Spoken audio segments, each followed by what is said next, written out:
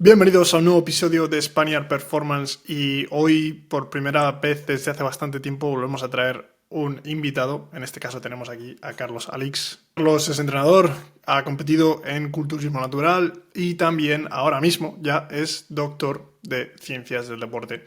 Y esa era una de las razones. La última vez que nos conocimos con Carlos fue en un podcast que hicimos para uno de los congresos organizados por Marcos Soriano. Y yo a Carlos le llevo siguiendo mucho tiempo, incluso antes de que, yo creo que más o menos antes de que yo incluso me metiera a hablar de entrenamiento, de preparación física dentro de redes sociales. Puede ser, puedo equivocarme, pero bueno, yo sé que Carlos tiene un gran recorrido dentro de redes sociales, podéis echar un ojo.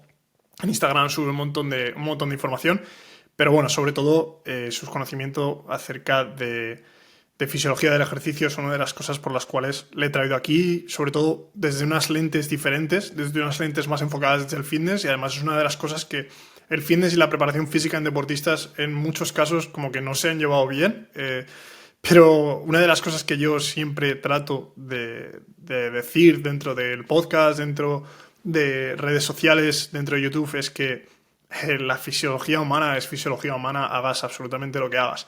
Y para mí el experto, el que sabe, es el que sabe del cuerpo humano y no realmente el que sabe del deporte. Está claro que lo hemos hablado muchas veces, el deporte, el rendimiento deportivo es una cosa, el rendimiento atlético es otra cosa. Nosotros somos profesionales del rendimiento atlético, el rendimiento atlético es fuerza aplicada en el tiempo y el deporte es habilidad. Y en este caso, con Carlos hemos estado hablando de la masa muscular, una de las cosas que él controla tanto a nivel práctico como a nivel teórico, y nos hemos metido de lleno a hablar con esto, porque además es uno de los temas que yo he hablado en detalle durante un tiempo, sobre todo el año pasado hablé más de este tema, porque yo saqué un producto, un programa de entrenamiento enfocado a todos los deportistas que siempre buscan ganar masa muscular, pero encuentran mucha información que confunde respecto a ese tema, al tema de la ganancia de masa muscular, al tema del entrenamiento que puede llegar a producir unos niveles de fatiga altos y que puede llegar a intervenir con el rendimiento del deportista. Y ese era el objetivo de ese programa que sacamos.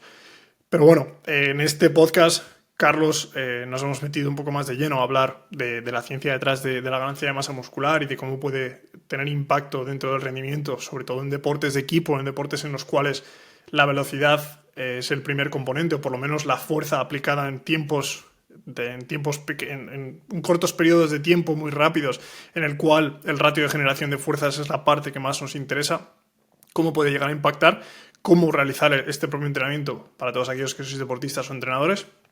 Y os recuerdo también que todo lo que hablamos y todo lo que va a hablar, de lo que va a hablar Carlos, va a estar debajo. Vais a tener links también, sobre todo para el máster de ICEN, que es uno de los proyectos que él tiene entre manos y que me hace ilusión también recomendarlo, porque tenemos a Amador García Ramos, que también ha estado en el podcast en uno de los episodios hablando de VBT, y que sé que él también está metido dentro de ese proyecto, y que eso normalmente me asegura que probablemente todo lo que vayan a compartir ahí va a ser de mucho valor. Así que os recomiendo que le echéis un ojo por lo menos.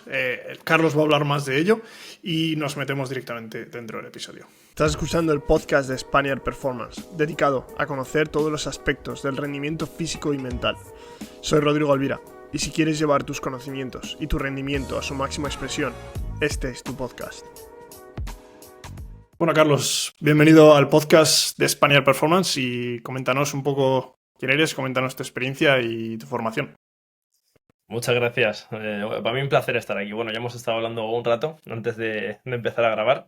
Pero bueno, en resumidas cuentas, yo soy un apasionado de la ciencia del deporte y sobre todo del entrenamiento de la fuerza. Y soy doctor en ciencias de la actividad física y del deporte. Y también pues me dedico, aparte de la investigación, a la propia docencia, a la formación y el asesoramiento científico, ¿no? Entonces, bueno, llevo esa parte práctica de entrenar a personas y deportistas, la parte de investigación para, pues bueno, avanzar un poco en las preguntas que yo me voy haciendo y que a lo mejor pues aún no han sido respondidas por la evidencia científica, y avanzar en ese conocimiento. Y luego pues la docencia, que es la parte que se liga con enseñar todo eso que vamos investigando y cosas relacionadas, ¿no? Entonces al final es un poco ese link, ese triángulo, ¿no? De investigar, aplicarlo y enseñarlo.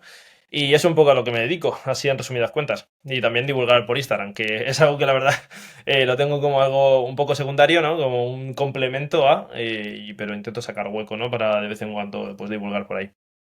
Sí, sí, sí. Además, toda la parte esa que dices de divulgar siempre es algo secundario, pero lleva mogollón de tiempo detrás, tanto prepararlo como editarlo, subirlo, toda la pesca. Pero una pregunta antes de que empecemos, que siempre me gusta hacer a todos los investigadores, porque la mayoría de personas que pasan por aquí, que son investigadores, tienen, o sea, al final lo que tienen es una base práctica muy importante.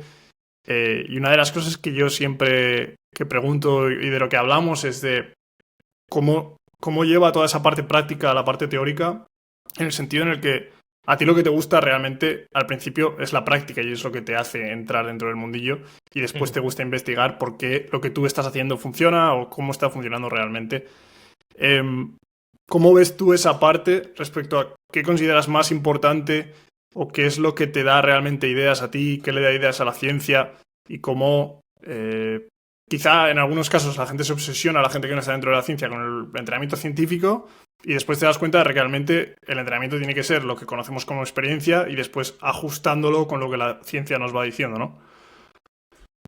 Pues a ver, yo empecé de crío compitiendo. Bueno, primero todos empezamos muchas veces en España por el fútbol, ¿no? Pero luego yo ya empecé más en serio con los deportes de combate, principalmente con el karate.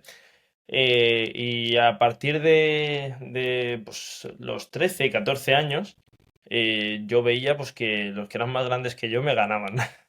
Entonces me empecé a interesar por el entrenamiento de la fuerza. Y de repente yo salía de karate y me metía en el gimnasio un rato a levantar pesas.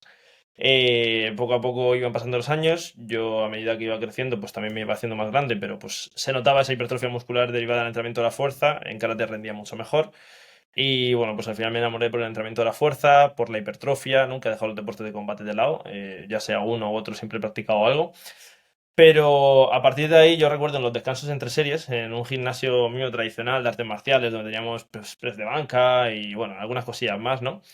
Yo recuerdo estar descansando entre series, leyendo foros en ese momento para ver si lo que yo estaba haciendo estaba bien o no. Es decir, que al principio lo hacía todo mal, es la realidad. Pero bueno, pues eso, yo iba leyendo para ver si lo hacía bien o no. Todo eso, pues obviamente fue pasando el tiempo, lo típico, estás en bachiller, quieres elegir una carrera, y yo cuando me vine a dar cuenta, y yo, pues, en el colegio, siendo honestos, no fui demasiado buen estudiante, pero en cambio a mí me interesaba mucho leer sobre ciertos temas. Uno de estos temas era precisamente sobre el entrenamiento.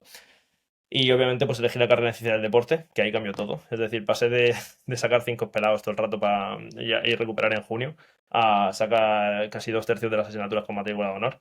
Y pues ahí, digamos, dentro de la carrera ya no era solo lo que yo iba leyendo fuera, que ya no eran foros, sino artículos científicos, ¿no? Sino que me daba cuenta de que, pues, como todo el mundo y como yo, como tú, pues muchos profesores cuando les preguntabas no te sabían responder algo. Tú te le metías a leerlo, porque ya, pues, recuerdo la asignatura de fundamentos conceptuales, donde ya, pues, nos enseñaron a cómo buscar la información, bueno, cómo realizar una búsqueda sistemática, etcétera, etcétera. Y yo veía, pues, que había preguntas que no estaban respondidas. Y a partir de ahí fue como decir, joder, pues, ¿por qué no la respondo yo? Y en primero de carrera ya me metí a un laboratorio como alumno interno. Entonces todo empezó ahí un poco, y empezó a rodar y yo pues lo que leía, veía o lo que sea, pues yo lo he aplicado también en el gimnasio, conmigo mismo. Entonces fue más curiosidad egoísta y personal lo que me llevó a leer e informarme para yo mismo avanzar tanto en deporte de combate, en entrenamiento de fuerza, en la hipertrofia muscular, etcétera. Y ya pasó a ser propia curiosidad científica, pasó a encantarme el tema de la fisiología neuromuscular y fue, pues bueno, donde un poco más me especialicé dentro de la investigación. También ahí, pues bueno, por ejemplo, en mi doctorado va de cómo afecta la fatiga mental al rendimiento neuromuscular en distintas tareas, al reclutamiento de las unidades motoras. Luego, por ejemplo, en ICEN, que lo hablábamos antes, que soy profesor en el máster de fisiología y anatomía funcional aplicadas al entrenamiento, yo doy la parte, bueno, junto a Gonzalo y Miguel del Olmo, y la parte más orientada a la neurofisiología, al control neural del movimiento humano, el desarrollo de la fatiga, tanto periférica, vamos, en el músculo, como central en el sistema nervioso y cómo afecta esto al entrenamiento. Bueno, pues fue un cúmulo de cosas que al final me llamaban la atención y me orienté por aquí. Y cosas que sigo viendo a día de hoy, que yo soy muy obsesivo y cuando me entra algo en la cabeza, digo, hostia, no sé responder a esto, tengo que responderlo. Entonces, digo, vamos a diseñar un estudio para esto. Y ahí estamos. Claro. Está claro. Ahí lo que me gusta ver es un poco la diferencia entre, ves como la academia no tiene una respuesta práctica a cómo aplicar quizá algún conocimiento que ellos puedan tener en algunos casos y la práctica en otros casos no tiene el conocimiento teórico de por qué lo que están haciendo funciona. Entonces, Total. claro, al final meter en conjunto esas dos es lo que acaba haciendo que tú no solo sepas por qué funciona lo que estás haciendo, sino cómo optimizar, digamos, de alguna manera lo que estás haciendo para que funcione incluso mejor a través de los conocimientos que te da la ciencia. Totalmente. Al final, la ciencia, muchas veces la gente dice, no, hostia, la ciencia es como algo súper alejado. Bueno, pues si ves estudios in vitro, pues sí, pero si tú lo que ves es estudios hechos en personas con, digamos, algo que se acerca mucho a lo que ves en el campo o a lo que ves en el gimnasio en el día a día, por ejemplo, yo en mi doctorado, las investigaciones que hacía eran tareas, lo primero que quería es que fuese completamente aplicable, que yo el día siguiente lo pudiese contar en clase o en Instagram o, por ejemplo, con Blanca Romero, la preparadora física de la selección española femenina, que fue Ujú. a mi tribunal de tesis y al final de lo que acabamos hablando es cómo aplicarlo en las jugadoras, ¿no? Pues eso es bonito porque ves que al final la ciencia es experiencia controlada y yo, por ejemplo, en mi tesis, el entrenamiento que hacíamos después de provocar fatiga mental era un entrenamiento completamente real, un entrenamiento que yo podría hacer perfectamente en press de banca. Y luego la forma de generar fatiga mental no solo era con un struct test, sino que teníamos una tercera condición, aparte del placebo y el struct test, que era usar las redes sociales, que es algo que genera fatiga mental, ¿no? Entonces yo creo que es importante, pues eso, el hacer ciencia que pueda verse, pues, que pueda ser de uso, ¿no? Para la gente de a pie y que pueda aplicarse en el día a día. Sí, eso es. Y aparte, joder, llegar a entender a un punto también en que la práctica del día a día es extremadamente caótica para cualquier ser humano. Entonces, estudiar la práctica al 100% no siempre va a ser posible. Y siempre hay personas que intentan buscarle la puntilla, pero es que aquí en este caso, claro, pero si no, no estudiaríamos nada en ese caso. Tienes que estudiar las cosas de una manera ligeramente aisladas para que tú luego puedas traspasar. ¿Va a ser exactamente así en la realidad? Exactamente no, pero tienes una idea de por dónde tirar, que realmente es lo que nos interesa. Claro, al final la ciencia muchas veces no te dice exactamente lo que tienes que hacer, sino que te dice cómo afecta X cosa en otra, ¿no? Entonces, pues aislamos todo, estandarizamos todo y solo modificamos el volumen de entrenamiento. Pues vamos a ver cómo el volumen de entrenamiento afecta a las ganancias de masa muscular. Y entonces, pues nos hacemos una idea. O pues lo mismo con la intensidad, con el descanso entre series, con tomar cafeína preentreno, con lo que sea. Ujú. Eso es. Entonces es Sí, muy sí. interesante. Mira, por ejemplo, ahora con la fenilcapsaicina, que estamos sacando algunos estudios chulos, que es algo que a mí me genera, bueno, pues la parte de neurofisiología, ¿no? Las aferentes 3 y 4, ese aumento en el neural drive, en la liberación del calcio y todo esto, pues con la fenilcapsaicina estamos viendo no solo en la percepción del esfuerzo, sino en el propio rendimiento físico, efectos muy chulos. Que hicimos algunos estudios allí en Sevilla, en la UPO, con Fernando Pareja Blanco, otros ahí con Amador y con Danica en la Universidad de Granada, y vimos que incluso aumenta la oxidación de grasas durante el ejercicio. Y nada, pues básicamente eso, todo intentando aplicarlo para que sea, pues eso, de utilidad en el día a día, de forma práctica. Ujú. Totalmente, tío. Vamos a hablar de los temas que queríamos tratar justo en este podcast. Era acerca un poco de la ganancia de masa muscular y cómo puede afectar eso al rendimiento deportivo. Yo creo que es uno de los temas que se hablan mucho y creo que cuanto más alto estás en el rendimiento, quizá menos se habla porque los deportistas están más desarrollados y es quizá un objetivo que se pierde un poco, pero la mayoría de deportistas, digamos, que están incluso dentro de sus años, de sus 20 y para abajo, son personas que es algo en lo que piensan constantemente, dentro de su imagen y de cómo se ven y de cómo se les percibe fuera y dentro del campo también. Y es algo que siempre hay controversia respecto a pues ganancia de masa muscular, puede hacer que pierdas esas ganancias de velocidad, de producción de fuerzas, etcétera, etcétera. Y vamos a hablar de esto. Y podemos empezar hablando básicamente de cómo o qué conocimientos tienes tú acerca de cómo puede afectar la ganancia de masa muscular sobre estas capacidades de aplicar fuerza a alta velocidad. Vale, pues digamos que a nivel general, lo que sabemos, aquí también hay una, digamos, lucha, entre comillas, en la evidencia científica, ¿no? Por ejemplo, en el grupo de investigación del ONEC, defienden que el aumento de masa muscular no tiene necesariamente por qué aumentar la capacidad de producir fuerza. Y es cierto. Es decir, tú aumentas, por ejemplo, tu masa muscular principalmente a nivel sarcoplasmático y no a nivel sarcomérico, por ejemplo, por una etapa de mucha fatiga y un aumento del volumen de entrenamiento exacerbado. Y es cierto que tu capacidad de aplicar fuerza, pues probablemente no se va a ver beneficiada. Ahora bien, ¿cuál es uno de los principales predictores de la fuerza que puede generar un músculo? Su área transversal. ¿Y esto qué ocurre? Pues que si tú haces un estudio de aquí a 4, a 8, incluso a 10 semanas, puede ser que tú, por ejemplo, estés usando repeticiones muy altas, niveles de fatiga muy altos, un volumen exacerbado para lo que venía metiendo el deportista, y que lo que veas es, pues eso, edema, hipertrofia sarcoplasmática y que no veas esa traducción en los niveles de fuerza. Muchas veces esa propia hipertrofia sarcoplasmática genera un entorno, por ejemplo también a nivel ribosomal, que facilita luego la hipertrofia del tejido, digamos, contráctil, la hipertrofia sarcomérica. Entonces, al fin y al cabo, si tú miras a largo plazo, lo que se sabe a día de hoy, hay también un paper súper interesante de Casolo, de Del Vecchio, etcétera, que me lo pasó Alessandro hace un tiempo.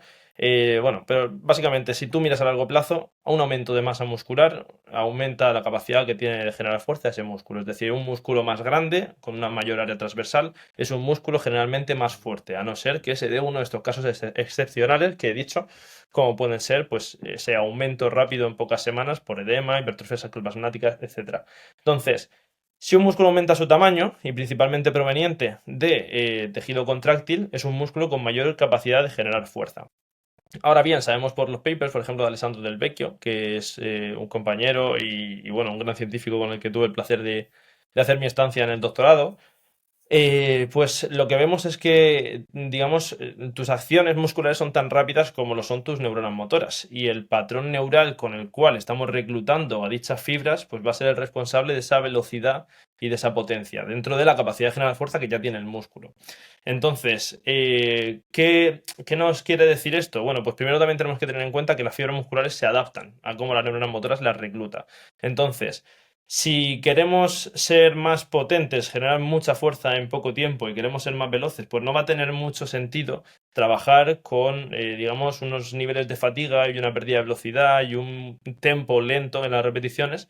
Y en cambio sí que va a tener seguramente más sentido realizar las repeticiones con una mayor velocidad en la fase concéntrica, con un ciclo de estiramiento-acortamiento que enfaticemos en la velocidad del mismo. Es decir, tenemos que, obviamente, ser específicos de nuestro deporte, pero no por ganar masa muscular vamos a ser más lentos per se.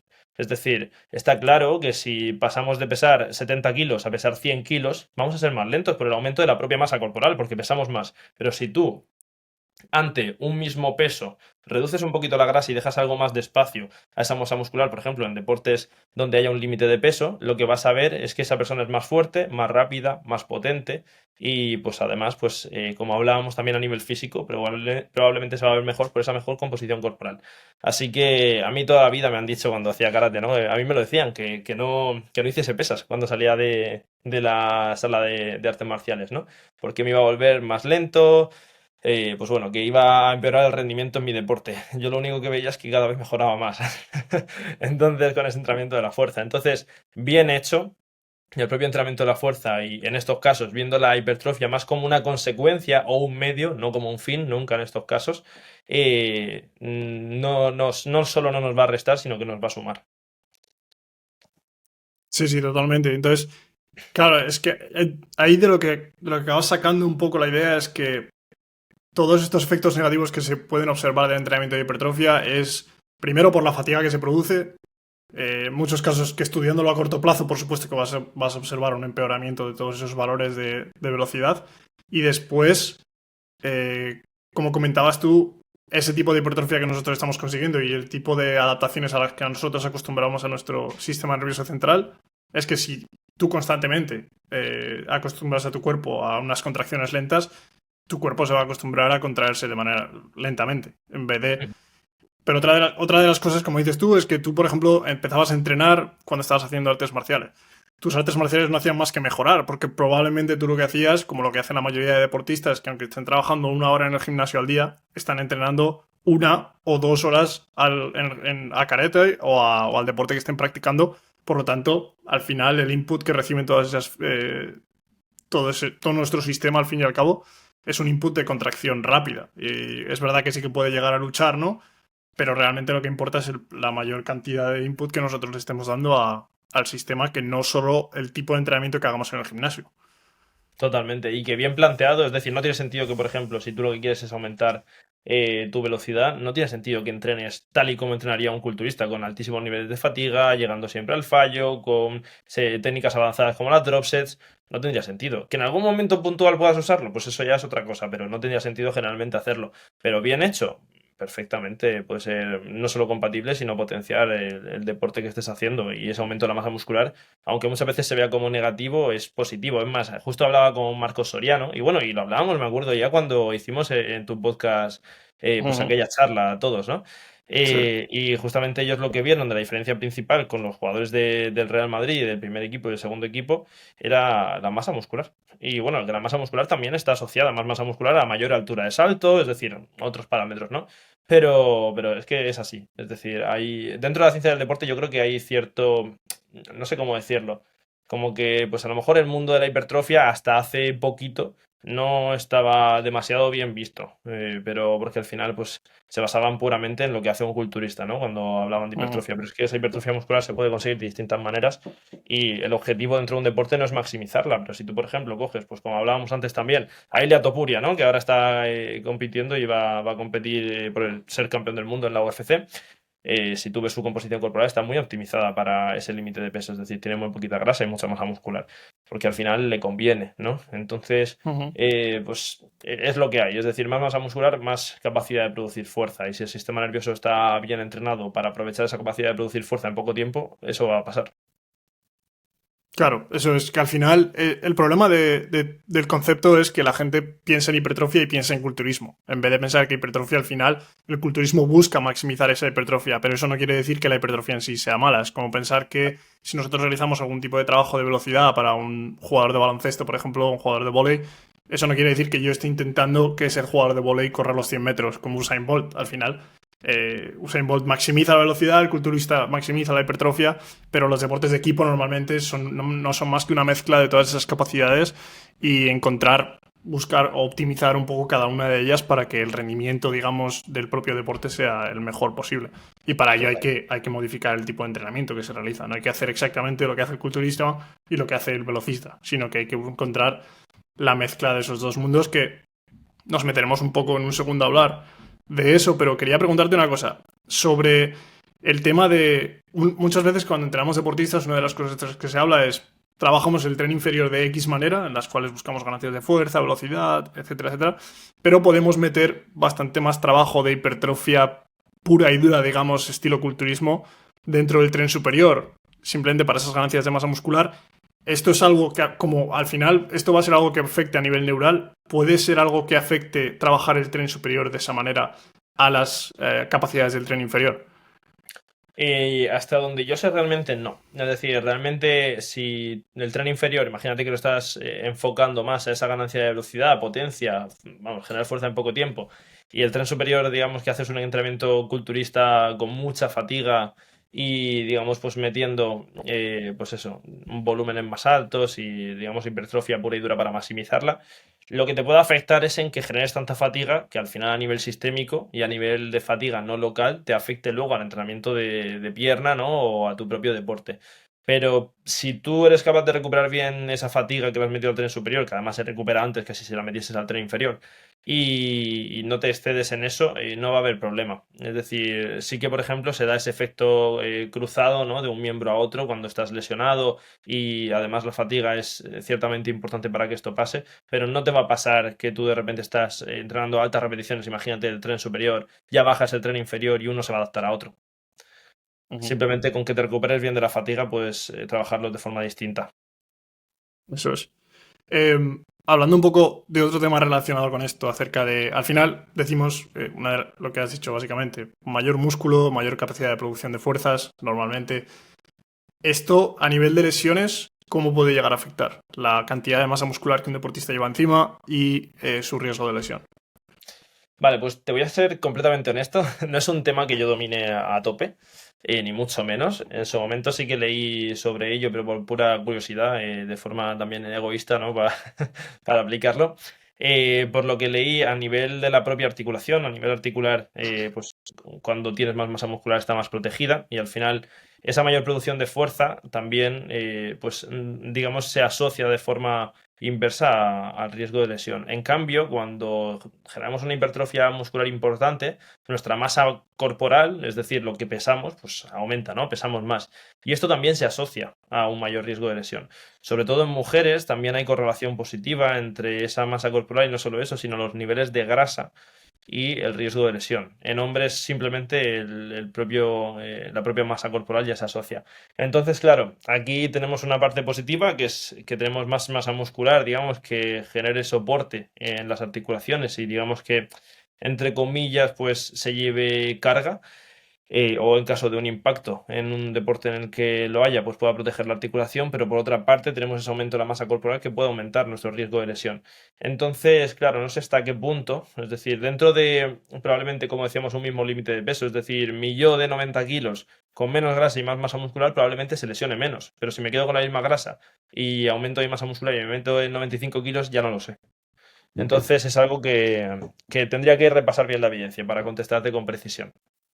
Sí, pero bueno, a ver, hablando también sobre a ver, la experiencia práctica que tenemos los dos un poco, ¿no?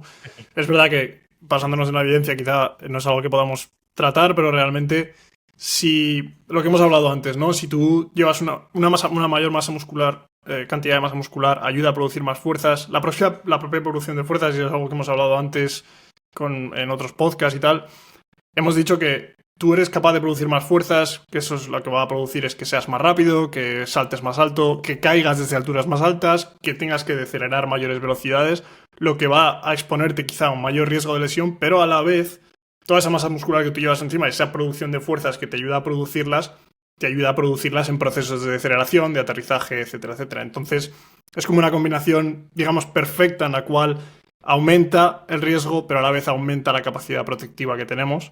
Eso es. Y como dices tú, ¿no? Que la grasa no vuela, digamos. La grasa no es algo que colabore a toda esa producción de fuerzas. Entonces, al final, ese aumento de peso total sí que puede ser un riesgo, pero si lo que aumentamos realmente es la masa muscular, probablemente no sea más que un colaborador más dentro de ayudarnos a mejorar el rendimiento y a mantenernos más sanos. Totalmente, totalmente. Y más si es encima lo acompañas de que, pues eso, pues intentas perder algo de grasa y aumentar esa masa muscular. Una mejora de la composición corporal de esa forma probablemente incluso prevenga. Ujú, eso es.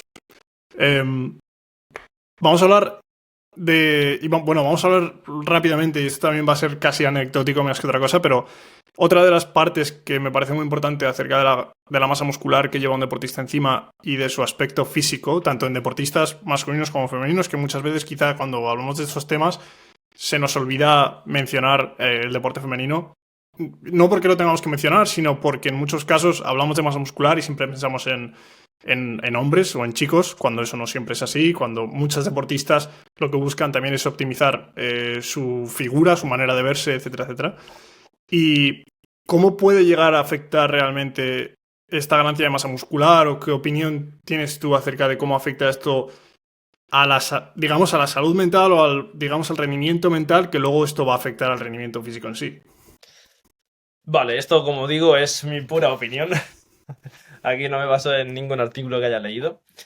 Sí que es cierto, bueno, a mí la psicología del deporte no es algo que me dedique a ello, pero es algo que me llama mucho, ¿no? Y al final, pues por ejemplo, cuando entramos en un estado de flow, ¿no? En un estado en el cual nuestro rendimiento pues va bastante bien y nos centramos tanto en la tarea y la disfrutamos tanto que el tiempo pasa volado, ese estado de flow se suele dar cuando, digamos, la tarea es lo suficientemente complicada o competitiva para nosotros, pero nosotros sentimos que somos lo suficientemente competentes como para hacer frente a dicha tarea, ¿no? Entonces se genera una relación perfecta para que, pues justamente estemos dando nuestro máximo rendimiento. Yo aquí también lo asocio un poco a que al final cuando tú tienes, es la realidad, cuando tú tienes un físico que a lo mejor es pues más musculado, con algo menos de grasa, etcétera, normalmente tu autoestima aumenta y eso es una realidad, es decir, la autoestima al final, el hecho de que aumente te va a hacer que probablemente sea más fácil para ti afrontar ciertas situaciones, ya no solo en tu vida diaria, sino probablemente también en tu deporte. Esto imagino que será muy personal, pero yo, por ejemplo, yo mismo, pues de normal en la adolescencia, cuando al final, pues tenía una masa muscular mayor a la media en deportes de combate, yo pues, sentía cierta confianza. Y es la realidad. Es decir, si a lo mejor la persona con la que me iba a enfrentar, que yo no sé si es mejor o peor a nivel técnico y táctico que yo, si tenía menos masa muscular que yo, o pues aparentemente la composición corporal era peor que la mía, pues es cierto que probablemente mi confianza sería mayor en los combates que si esa persona tiene mucha más masa muscular que yo, ¿no? Entonces, creo que es algo que a nivel mental sí que afecta, o al menos a mí me afectaba, yo creo, positivamente, y que pues probablemente le pasa a otras personas. Es decir, yo esto cuento mi situación, ¿no? O lo que yo viví, pero esto lo he compartido con muchas personas a las que le pasa exactamente lo mismo. Y no en deportes de combate, sino en otro tipo de deportes también. Al final te sientes mejor contigo mismo y probablemente pues afrontes con más confianza ciertas situaciones. Sí, eso es. Y al final, como has dicho tú, o sea, es un trozo más, una parte más de todo lo que afecta al rendimiento, pero tener en cuenta eso, ¿no? Al final, da igual, puede llegar un poco a dar igual cómo te veas tú si la persona que tienes enfrente técnicamente es muchísimo mejor, pero Eso es. muchas veces, muchas veces quizás entran en conflicto y no deberían. Creo que se pueden llevar de la mano las dos. Es verdad que muchas veces, por ejemplo, pasa mucho en baloncesto que gran parte de los deportistas que son muy, que tienen mucha capacidad o mucha habilidad, en muchos casos debido a esa habilidad que tienen les da absolutamente igual el resto, como por ejemplo su físico, porque pueden pasar por encima de todo el mundo sin necesidad de tener ese físico, pero sí que nos encontramos a deportistas que combinan las dos, como es muy fácil hablar de LeBron James o Antetokounmpo, que son dos personas que tienen un físico excepcional, una habilidad excepcional y destacan sobre todo el mundo. Entonces, al final es una no quita la otra y combinar las dos yo creo que puede llevar a esas ganancias, tanto mentales como realmente físicas. Totalmente. Y asociado no solo a esto, sino también a todo lo que hablábamos anteriormente, un ejemplo de todo esto es por qué los deportistas de combate con ese límite de peso juegan siempre con el peso inferior. Es decir, a lo mejor pesan, imagínate, 6 kilos o 7 kilos por encima de la categoría y bajan a la categoría inferior, porque obviamente esa masa muscular que tienen, ese tamaño que tienen, les va a beneficiar. Y si se meten en una categoría por encima o incluso en la suya y están compitiendo contra gente que ha bajado de peso pesando bastante más que ellos, pues se van a ver perjudicados. Y ya esto no es solo mental, sino puramente fisiológico, como hablábamos antes, ¿no?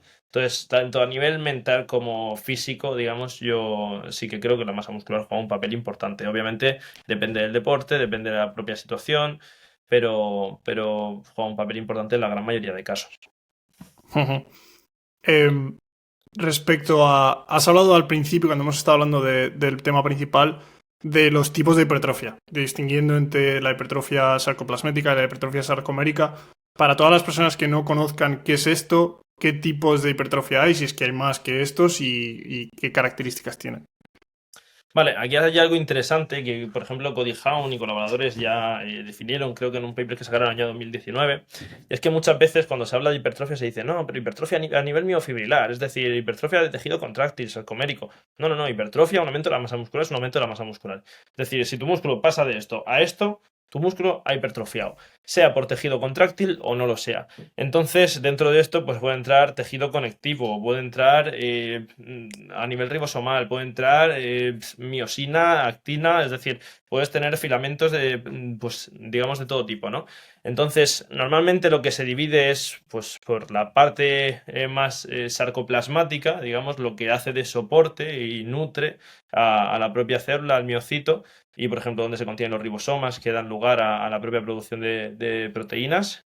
Y luego la propia hipertrofia sarcomérica, donde, pues bueno, pues, siempre se escucha, ¿no? Hipertrofia a nivel miofibrilar, de tejido contráctil, de, pues bueno, viene a referirse de proteínas musculares que aportan a esa producción de fuerza. Entonces, muchas veces se dice, no, es que estoy haciendo entrenamiento para hipertrofiar a nivel miofibrilar. Bueno, la realidad es que lo que se ha visto al menos hasta ahora es que hay un equilibrio, cuando hablamos de medio y largo plazo, ¿eh?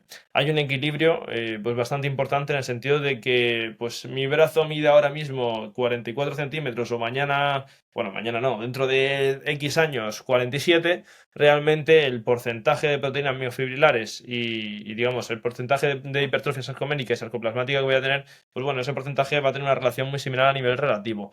¿Esto qué quiere decir? Pues que probablemente a largo plazo, al final, pues esa hipertrofia, como hablábamos antes, sí que se asocia con una mayor ganancia de fuerza, porque esas proteínas sarcoplasmáticas van a aumentar, pero también las sarcoméricas. Ahora bien, si tú haces una intervención en la cual estás metiendo mucho volumen de entrenamiento y, por ejemplo, mucha fatiga, altas repeticiones, etcétera, es normal que de forma aguda lo que aumente principalmente es la hipertrofia sarcoplasmática.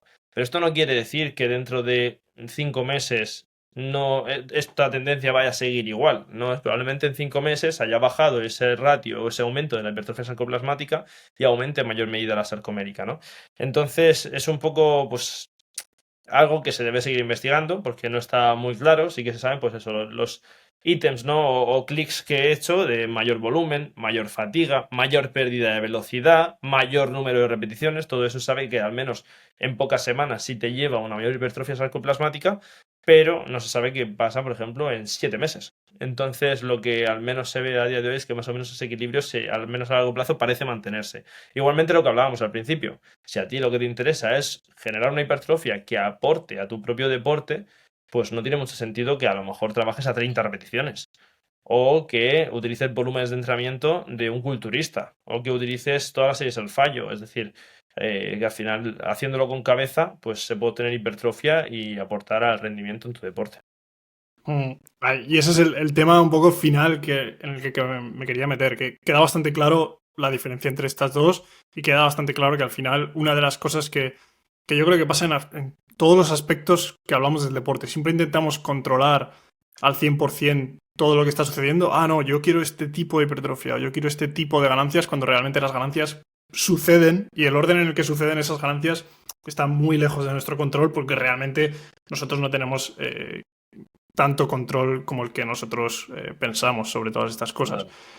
Pero una de las cosas que me parecen más importantes a la hora de tratar con deportistas es darles una idea de qué tipo de trabajo de hipertrofia es más adecuado para ellos, que es una de las cosas que nosotros hicimos con el programa de Foundations, que básicamente lo que se basa es hablan sobre todo con el uso del VT, que es una de las herramientas que a mí más me ha ayudado para aplicar estos principios, que es un poco lo que hablábamos al principio. Al adaptar un volumen más o menos total de entrenamiento que sí que se ve ligeramente elevado, pero con una fatiga dentro del propio entrenamiento que es mucho menor, es decir, que nosotros mantenemos unas velocidades de levantamiento mayores, que seguimos manteniendo una cantidad de trabajo de sprint, cambio de dirección, salto vertical, etcétera, etcétera. Pero según tu perspectiva, ¿cuál es la mejor manera en la que podemos enfocar este tipo de trabajo en el que un deportista busca ganar masa muscular para un deporte que requiere altas capacidades de potencia y velocidad? Pues mira, hay un trabajo que publicaron, creo que estaba por ahí Joshua Griggs, Schoenfeld, etcétera, que estaba enfocado a cómo enfocar este entrenamiento de hipertrofia para atletas, ¿no? Pues yo sinceramente en este trabajo lo que vi es que tal cual lo pusieron como si fuesen culturistas y yo pues a lo mejor no estoy 100% de acuerdo con eso. Yo no soy especialista en deportes de equipo, ni mucho menos, pero sí que creo que precisamente yo no trabajaría nunca por encima de las 15 repeticiones prácticamente en vuestro caso. Tampoco te va a dar más hipertrofia que trabajar por encima o por debajo de 15 repeticiones. Es decir, realmente con todos los rangos de repeticiones prácticamente, salvo que te vayas más allá, bueno, más bajo, digamos, del 40% de la 1RM, como ya vi un paper de los servicios, te van a generar una hipertrofia y una, bueno, ganancia de masa muscular muy similar, ¿no? Pero incluso si hablamos de fuerza medida como la mayor fuerza dinámica que tienes en un ejercicio, que es la propia 1RM, al final, a una mayor carga, a un mayor porcentaje de la 1RM, mejor te vas a adaptar para producir más fuerza de forma dinámica máxima, ¿no? Entonces, trabajaría siempre por debajo que diga de 15 repeticiones, enfatizando pues en función del deporte, lo que más te interese. No trabajaría con volúmenes de entrenamiento súper elevados, es decir, muchas veces nos vamos por encima de las 20 series semanales por grupo muscular cuando trabajamos para hipertrofia. Normalmente el rango está entre 12, 20 series por grupo muscular a la semana, pues realmente las 20 no las superaría, ni de coña, e incluso intentaría quedarme por debajo, más cerca de esas 12 a nivel general. Luego en pretemporada, pues ya no lo sé, podréis evaluar vosotros, pero así lo haría. Descanso entre series, tanto para un culturista como para vosotros, interesa descansar bien entre series. Entonces, probablemente haría descansos, pues quizá incluso flexibles o dejaría un rango en función de cuándo el atleta se vea preparado, o si no, lo que haría es directamente pues programar descansos de entre 3 y 5 minutos, en la gran mayoría de ocasiones. Y luego puedes meter un poquito más de fatiga en algún momento, pues vale, pero yo de normal no lo haría en vuestro caso y tampoco añadiría demasiadas series al fallo, por no decir prácticamente ninguna. No añadiría drop sets ni técnicas avanzadas como las major reps, entonces estamos hablando ya Rangos por debajo de 15 repeticiones, no más de 20 series por grupo muscular a la semana, o al menos eso haría yo. Los descansos entre series no menores a 2 minutos. Y luego a partir de ahí la cadencia, pues sí que intentaría que al menos en la fase concéntrica llevemos una máxima velocidad. Entonces probablemente ese final de la fase excéntrica lo intentaría hacer con una fase de estiramiento o acortamiento rápida, para que esa concéntrica también salga rápida. Son cosas que yo tendría en cuenta. Ya a partir de ahí la frecuencia de entrenamiento con una frecuencia 2 yo creo que se va a ir muy bien y sobre todo medir los niveles de fatiga, que es lo que más interferencia puede generar en vuestro deporte. Entonces, medirlos ya sea, pues por ejemplo, en tren inferior, pues algo súper fácil, ¿no? Una aplicación de Carlos Basalobre, MyJump, y vemos si la altura de salto se recupera o no se recupera al día siguiente, o vemos cómo se desarrolla para que esa recuperación sea lo mejor posible y cuánto ha perdido del principio al final del entrenamiento. Con la propia velocidad de ejecución podemos verlo igual. Incluso si usamos el RIR, podemos ver esa reducción de las repeticiones ante el mismo RIR, o en caso de que acorte el RIR, pues ver cómo se modifica. Entonces tenemos muchas herramientas, pero sobre todo, más allá de lo que he dicho, pues controlar la fatiga. Es decir, cumplir esos parámetros, pero controlar los niveles de fatiga yo creo que es clave, porque al final lo principal es el rendimiento en tu deporte. Y lo otro, pues digamos que es una herramienta o un medio para aumentarlo. Sí, sí. Básicamente, lo que habías comentado al principio, sobre todo también, ¿no? Que puedes buscar esas ganancias de masa muscular, pero tienes que tener en cuenta el papel que juega el sistema nervioso y al tipo de contracción que tú estás acostumbrando al sistema nervioso. Entonces, Total. la intencionalidad quizá dentro de cada una de las repeticiones, de las series, etcétera, etcétera, tiene bastante importancia.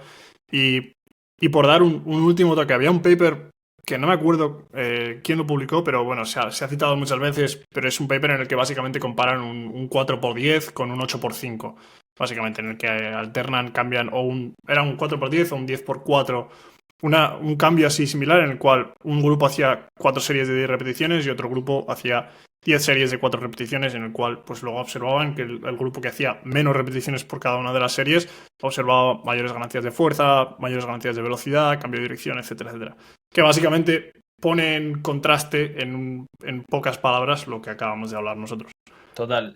Yo recuerdo otro, no sé si a lo mejor es al que te refieres, que hacía un 7x3 o un 3, no, era un 10x3 o un 3x10. Y Puede ser. que precisamente a nivel de masa muscular era igual y a nivel de fuerza, en cambio, los que hacían 3 reps, pues al final acababan rindiendo más. Uh-huh. Al final también Perfecto. es interesante también mencionar aquí que esto es específico de qué tipo de fuerza quieras medir. Si tú quieres medir tu fuerza dinámica máxima con una 1RM, obviamente ir a 3 repeticiones va a ser más específico. En cambio, como tú quieras medir, digamos, la fuerza de resistencia a 30 repeticiones, pues probablemente va a ser mejor que entrenes a altas repeticiones, ¿no? Entonces, al final esto es muy específico de lo que quieras. Hay un metaanálisis de Schoenfeld en el cual pues todo el mundo empezó a decir, mira, mayor ganancia de fuerza cuando usas cargas altas. En la 1RM sí, pero es que nadie se fijó en que había otro metaanálisis que precisamente analizaba la fuerza de resistencia, donde precisamente pasaba lo contrario, con cargas bajas es donde más aumentaba este tipo de fuerza, ¿no? Entonces, obviamente tenemos que ser específicos. En este caso, pues sí que interesa que vayamos a menos repeticiones. Uh-huh. Eso es. Perfecto. Pues nada, vamos a hablar un poco para finalizar de los proyectos que tienes entre manos, de darte la enhorabuena por el doctorado Muchas gracias. y coméntanos todo aquello de lo que nos quieras informar. Pues ahora mismo lo que más me ilusiona, la verdad, es ICEN. Es un proyecto del cual formo parte, con muchísimos más profesionales que son increíbles. Sergio Espinar, Pablo Jiménez, Eneco Baz, José Avellán, Amador García Ramos, Gonzalo Márquez, Miguel del Olmo, Carlos Balsalobre. Bueno, hay un montón de profesores. El profesorado es espectacular, sinceramente. Y pues yo formo parte del proyecto y ahora justo hemos sacado 2 másters, un máster en fisiología y anatomía funcional aplicadas al entrenamiento, vamos, en realidad es un máster de entrenamiento puro y duro, sobre todo pues un poquito más enfocado al entrenamiento de la fuerza y cómo aplicarlo tanto a distintos tipos iba a decir pacientes, porque al final sí que es cierto que una parte es de población especialista de salud, ¿no? Pero para distintos tipos de clientes asesorados, ya no solo enfocado a la ganancia de masa muscular, ganancia de fuerza o pérdida de grasa, sino también para objetivos de salud o mejorar el rendimiento en su deporte. Y bueno, la verdad que eso me tiene muy motivado. Luego, por otro lado, también está el máster, que realmente es un máster en nutrición deportiva, pero que se llama en suplementación y ayudas ergogénicas nutricionales, pero realmente es de nutrición deportiva. Lo que pasa que, a diferencia de otros másteres de nutrición deportiva, pues sí que le mete bastante caña a esa parte de suplementación y ayudas ergogénicas, porque pues hay gente muy especializada en ello. Por ejemplo, Miguel Gorriz, que está con el equipo de Movistar. En ciclismo está Pablo Jiménez, Sergio también, está Marcos, Jota, bueno, hay un equipo espectacular ahí que al final pues controla mucho de todos estos procesos, desde que se formula un suplemento, se testea, se comprueba, ¿no? Que vale para lo que se supone que vale. Y al final pues ese máster yo doy clase, pero voy a ser el primer alumno que esté ahí. Y luego el experto en fisiología y nutrición en la mujer, que lo lleva Sergio Espinar y es una pasada. Y lo mismo digo, yo no soy profesor ahí, son Enar González, Carlos Contreras y Sergio Espinar, y yo voy a ser alumno el primero. Entonces es un proyecto que la verdad a mí me motiva mucho, porque el hecho de poder estar en posgrados universitarios así, en máster y experto universitario así, y formar parte, y que al final, pues, digamos, se hagan las cosas un poco como, digamos, entre comillas, como a ti te gustaría. Yo al final hice un máster que es un máster increíble en su momento, el de la Pablo Olavide, el grupo de Vadillo, de Fernando y demás, que es un máster espectacular. He sido profesor en distintos másters y al final pues he podido ver, ¿no? Lo que me gusta, lo que no me gusta y e ir comparando y pues igual el resto de compañeros míos, ¿no?